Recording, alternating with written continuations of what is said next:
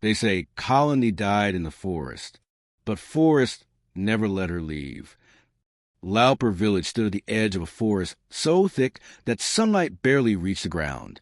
The trees leaned inward like crooked guards protecting something ancient and restless. No one went deep inside it anymore, not after what happened to Kalindi. She was not born cursed. She was born unwanted. Her mother died giving birth to her. Her father drank away what little land they had left. The villagers whispered that the child had arrived with death in her hands. They avoided her eyes, refused her food, and crossed the road when she walked past. Kalindi learned to talk to the forest because the village would not talk to her. She would sit at the tree line at sunset, fingers pressed into the dirt, whispering her fears into the roots. Sometimes the leaves rustled in response. Sometimes branches creaked as if something deep within the forest was answering. On the night of a new moon, Kalindi vanished. A shepherd found her footprints leading into the forest. They ended at an enormous banyan tree whose roots twisted like snakes above the ground.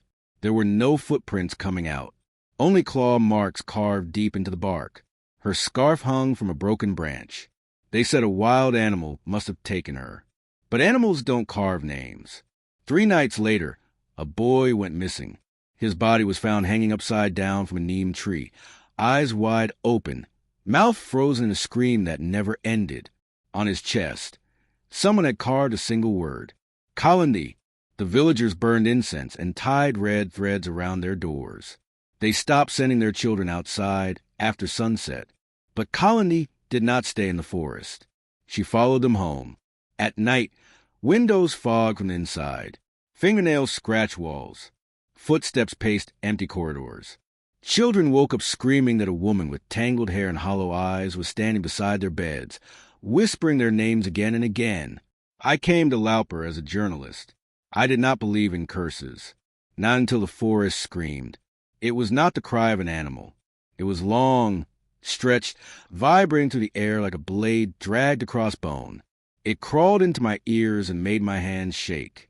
The villagers refused to walk me to the forest. An old woman finally whispered, "She wants to be heard." That night, something stood outside my window.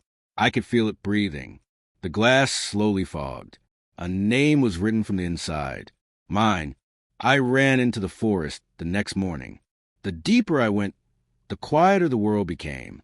Birds stopped singing. Wind vanished. Even my footsteps sounded wrong. I found tunnels under the banyan tree. Underground passages carved by hand.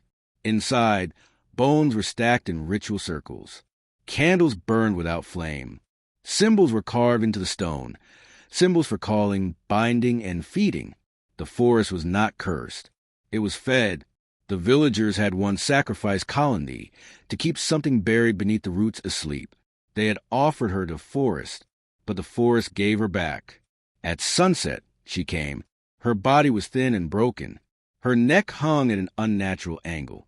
Her eyes glowed faint red inside hollow sockets. Her mouth opened. The forest screamed with her. I tried to run. The tunnels collapsed. Hands grabbed my ankles.